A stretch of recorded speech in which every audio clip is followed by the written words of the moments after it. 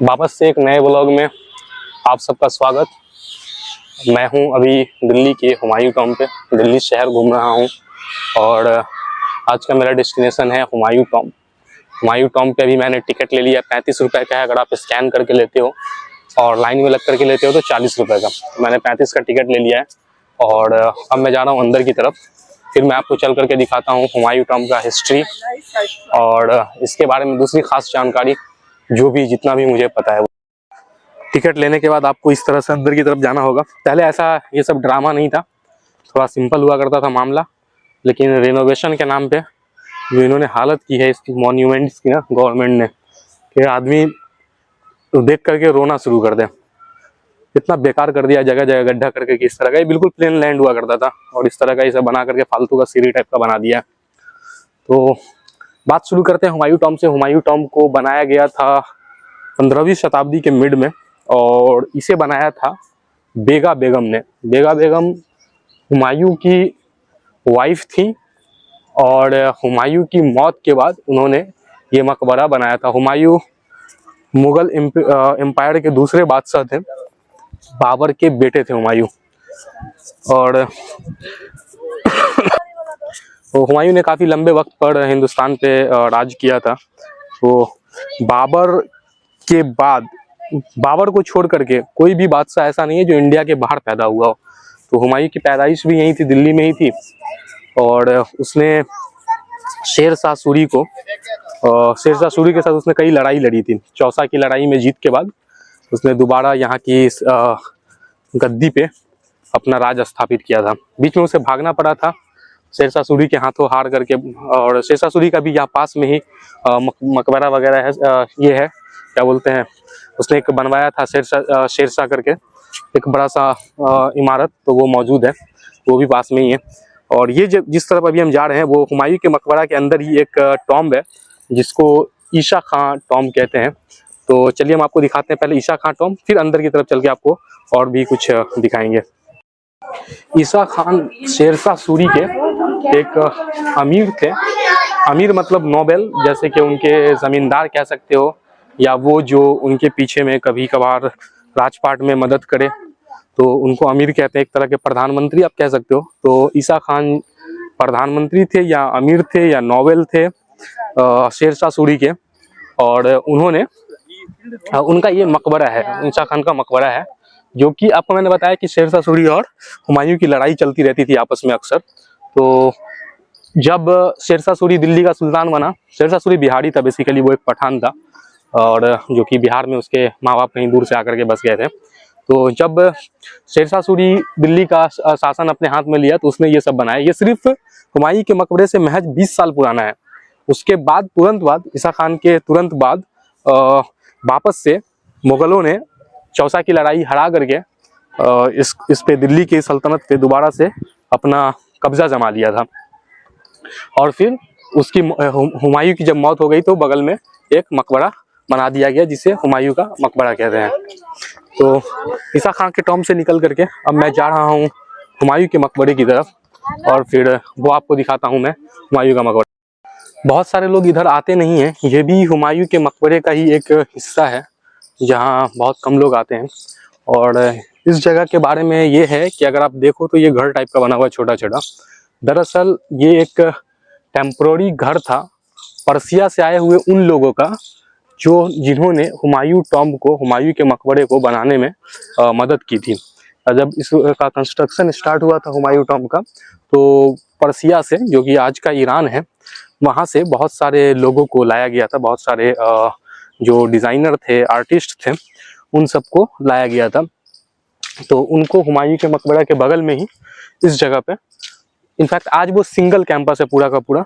उस टाइम में हो सकता है ये एक्सटेंडेड विंग रहा हो।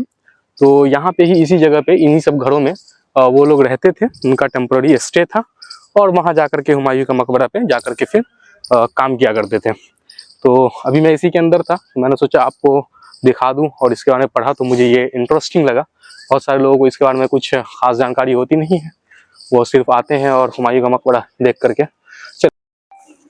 तो सामने जो आप गेट देख रहे हो ये मेन एंट्री है हुमायूं के मकबरे की। अभी हम उस गेट में घुसेंगे तो वहां से हमें हुमायूं का मकबरा दिखना शुरू हो जाएगा।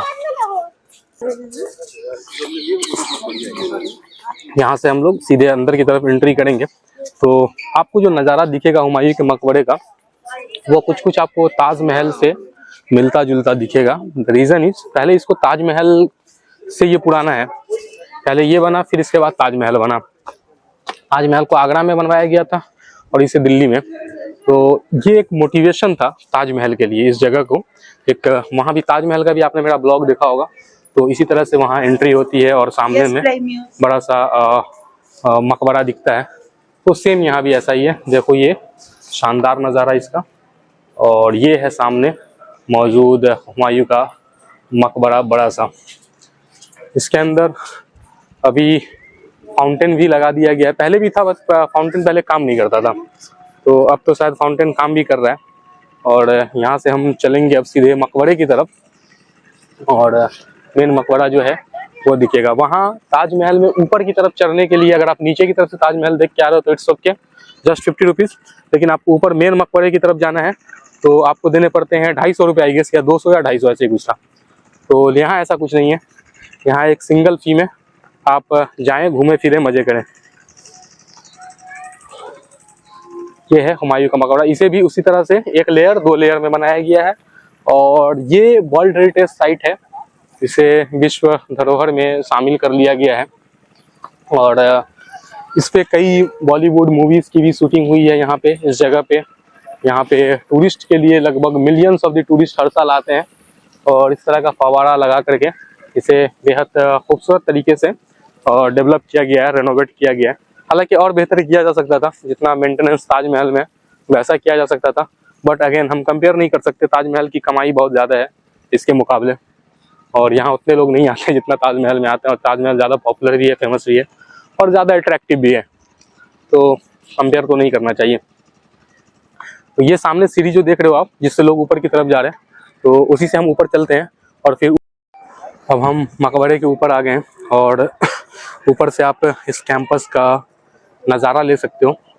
यहाँ बहुत सारे फॉरेनर टूरिस्ट भी आते हैं, और दिल्ली के सभी पॉपुलर डेस्टिनेशन में से एक है कि जितनी आप कब्रें देख रहे हो वह मुग़ल फैमिली के अलग अलग जो लोग थे, नोबल मैन या प्रिंस, प्रिंसेस, उनकी कब्रें हैं। और जो मेन कब्र है हुमायूं की वो अंदर में है। ये है मेन मकबरा। दूर से नज़दीक से कुछ ऐसा दिखता है, बट आप जब दूर जाओगे जितनी डिस्टेंस पे, वो उतना ही खूबसूरत होता चला जाएगा। सामने अगर आपको एक वाइट इमारत दिख रही हो तो ये है गुरुद्वारा निज़ामुद्दीन का। ये जगह है हज़रत निज़ामुद्दीन ईस्ट में। निज़ामुद्दीन एक काफ़ी फेमस लोकेलिटी है दिल्ली की, जो कि निज़ामुद्दीन संत थे, औलिया थे, उनकी मज़ार के पास है, इसलिए इस जगह को निज़ामुद्दीन के नाम से ही मशहूर हो गया है। तो ऐसा कुछ नज़ारा है। और बहुत सारे मुझे यहाँ पे स्कूल गोइंग किड्स दिख रहे हैं, तो चल करके मैं वहाँ पे देखता हूँ, कैप्चर करता हूँ। छोटे छोटे बच्चे बड़े अच्छे लग रहे हैं, पिंक कलर के यूनिफॉर्म में। आसपास के, दिल्ली के आसपास के स्कूलों से बच्चे आते हैं यहाँ, छुट्टी के दिनों पे उन्हें लाया जाता है घुमाने फिराने के लिए। और ये बढ़िया जगह है, एक दिन आप स्पेंड कर सकते हो यहाँ आकर के। चूँकि ये मेरा कम से कम 5वां ट्रिप है इस जगह पे, तो मैं यहाँ पे पास में ही मैं रहता था, मेरा यूनिवर्सिटी पास में ही था, तो आ जाता था इधर कभी कभार। ये देखो छोटे छोटे बच्चे यहाँ पे लाइन लगा करके वो सब आए हैं एंजॉय करने के लिए। इधर से रास्ता है सीढ़ी नीचे की तरफ जाने का, कई सीढ़ी है, हर डायरेक्शन में 4 डायरेक्शन है ना, तो चारों डायरेक्शन में एक एक सीढ़ी बना रखा है नीचे की तरफ जाने का। तो दूसरे साइड से आप जाओगे तो थोड़ी धूप है, अभी कम है उतनी धूप, तो अभी आ गया है, आज मेरे हिसाब से 22 या 21 अक्टूबर है, तो अक्टूबर में अक्टूबर के एंड आते आते धूप थोड़ी कमज़ोर पड़ जाती है। अच्छा, ये जो निज़ामुद्दीन ईस्ट है ना, ये पूरा का पूरा मॉन्यूमेंट से भरा हुआ है, इसमें एक दो नहीं, ये तो मेजर मॉन्यूमेंट्स है। सुंदर नर्सरी या हुमायूं का मकबरा है, उसके अलावा भी मैं समझता हूँ कम से कम 8-10 तो इससे भी फेमस, लेज़र फेमस, नॉट इससे फेमस, थोड़ा कम फेमस है, बट और भी कई मॉन्यूमेंट्स आपको देखने के लिए मिल जाएंगे। तो मुझे लगता है कि ये इतना काफ़ी है इस ब्लॉग के लिए। इसके अलावा मैं कुछ ऑडियोज के बिना जस्ट विथ म्यूजिक कुछ व्यूज़ बनाऊंगा और इसमें ऐड करूंगा, जो कि आप इंजॉय कर सकते हो। ये सब अभी भी रेनोवेशन वर्क चल रहा है और मैं कम से कम 10 सालों से इसका यही हाल देख रहा हूँ। वो कभी कंप्लीट नहीं होता है, पता नहीं पैसा आता है गवर्नमेंट की तरफ से, लोग खा जाते हैं या क्या करते हैं, आई डोंट नो। ये सब जो हालत देख रहे हो ना, ये हमेशा से ऐसे ही है, हमेशा इसका कंस्ट्रक्शन वर्क चलते रहता है। फंडिंग आती है आगा खान ट्रस्ट से और सेंट्रल गवर्नमेंट से, but nobody is there to take care of it. यहाँ पीछे एक और मकबरा है और ये भी किसी नोबेल मैन का है, जैसे उधर ईसा खान का हमने दिखाया था आपको इसी वीडियो में स्टार्टिंग में, अगर आपने देखा हो, उस तरह से यहाँ भी किसी नोबेल मैन का है। यहाँ मूवीज की शूटिंग हुई है। उसके अलावा यहाँ लोग pre wedding post wedding shoot के लिए भी आते हैं। अच्छा लगता है नज़ारा, तो लोग आते रहते हैं इधर। तो ये ऊपर में आप जो येलो कलर का इसका पीक देख रहे हो ना, ये वो नया बनाया गया है। इससे पहले जो था वो खराब हो चुका था। ऑफकोर्स याद है 500-600 साल हो गए तो खराब तो होगा ही ना। तो नया इसको जो है सो नया बनाया गया है, नया लगाया गया है रेनोवेशन का part, as a part of renovation work.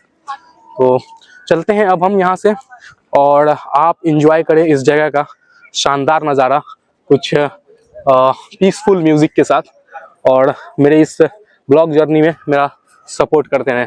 Thank you so much, have a nice day.